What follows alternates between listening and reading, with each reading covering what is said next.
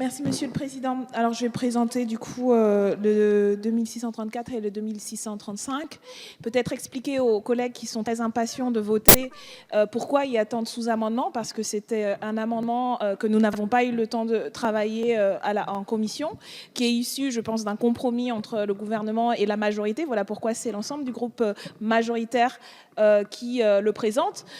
Encore une fois, nous n'y voyons pas d'inconvénient tant que ça va dans au moins un petit peu le sens de ce qu'on pense, mais souffrez tout de même que, portant cette discussion et ce débat depuis un certain temps, étant insatisfaits, pas nous-mêmes, mais également, je vous le rappelle, les associations des personnes concernées qui ont alerté en indiquant que cet amendement n'allait pas, tel qu'il était formulé, dans le sens de pas substantiel. C'est un pas, mais ce n'est pas un pas substantiel. Voilà pourquoi il y a autant de sous-amendements.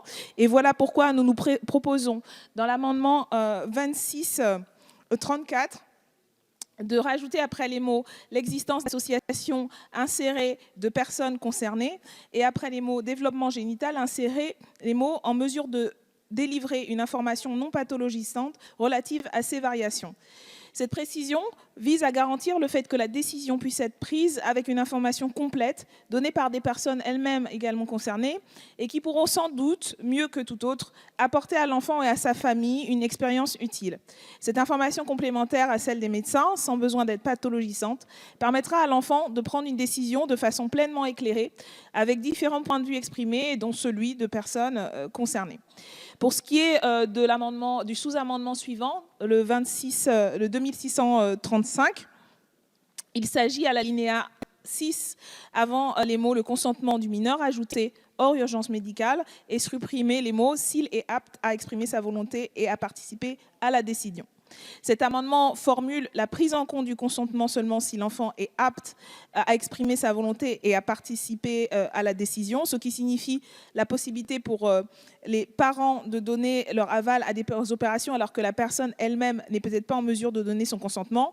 Et donc notre sous-amendement vise à préciser les modalités de recueil du consentement de la personne concernée, conformément à l'étude du Conseil d'État relative à la révision de la loi bioéthique qui précise que lorsque le mineur n'est pas apte à exprimer sa volonté, seul un motif médical très sérieux peut justifier que sans attendre que l'enfant soit en âge de participer à la décision, un acte médical portant gravement atteinte à son intégrité corporelle soit mis en œuvre. Si le caractère très sérieux d'un tel motif n'est pas établi, il convient d'attendre que le mineur soit en état de participer à la décision et notamment de faire état de la souffrance que le mineur associe à sa lésion et de moduler lui-même la balance avantage-risque de l'acte envisagé. Et donc je rappelle que l'amendement qui consiste à orienter les familles de manière systématique vers des centres, même si il permettra, y compris de rattraper les situations qui ne sont pas encadrées comme elles le devraient, ne constitue pas, à notre sens et au sens des associations, le pas et la décision que nécessite la situation actuelle, sur lesquelles, je le rappelle encore, nous avons été alertés depuis un grand nombre d'années par un certain nombre d'organisations et je crois que ça mérite d'adopter au moins ces sous-amendements pour montrer la volonté que ces situations ne se reproduisent pas. Merci Monsieur le Président. Alors oui, nous estimons que ce sujet est suffisamment important pour réintervenir et de toute évidence, ça a eu au moins comme résultat que nous arrivions à cet amendement d'intervenir et réintervenir malgré l'ennui et l'exaspération de certains. Mais malheureusement, nous pouvons constater que le compte n'y est pas.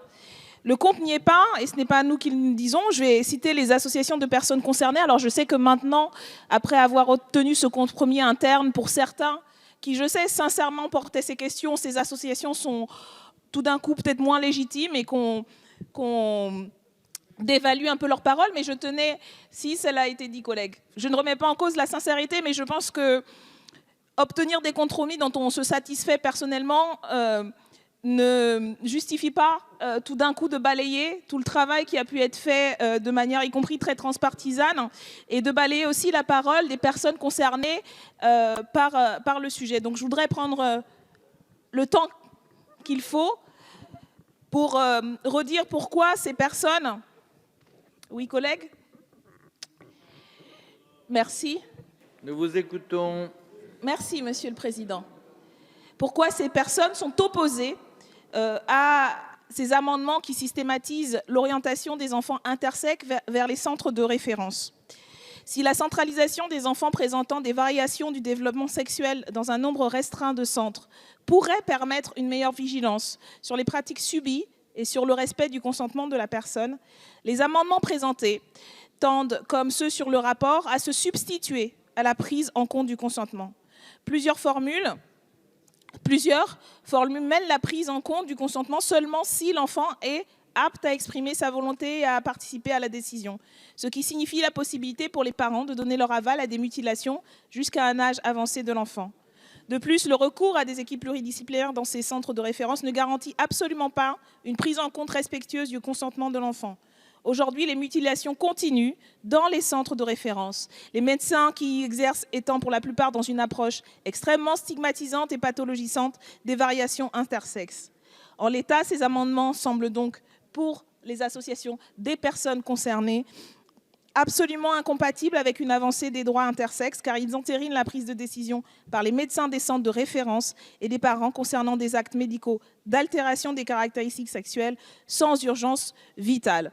Encore une fois, on peut balayer cela et se féliciter d'un compromis interne à La République En Marche. Nous ne nous en félicitons pas. Et c'est vraiment très dommageable parce que je pense que depuis 2 ans, nous avons participé activement à travers le groupe d'études sur les LGBT-phobies dans le monde, conjointement en écrivant, et on l'a encore montré, plusieurs arguments, amendements similaires, avec la volonté d'aboutir à ce que soit voté, au moins dans ce texte, quelque chose d'un tant soit peu significatif. Et malheureusement, c'est avec beaucoup d'amertume, y compris, que nous constatons que ce compromis trouvé en interne, qu'il a été grâce au travail collectif et à la pression et aux interpellations multiples sur tous les bancs, ne répond pas de manière significative à une réalité extrêmement grave, extrêmement blessante, humiliante, pas simplement pour les personnes concernées, mais pour ce que nous sommes, nous, collectivement, comme société. Et c'est le seul point sur lequel je rejoindrai peut-être la collègue de La République En Marche sur la responsabilité collective. Aujourd'hui, nous sommes responsables collectivement de ne pas envoyer, non pas juste un signal, mais mettre en place et acter une règle qui dise non aux mutilations sur les personnes intersexes. Voilà pourquoi nous nous abstiendrons avec regret sur cet amendement.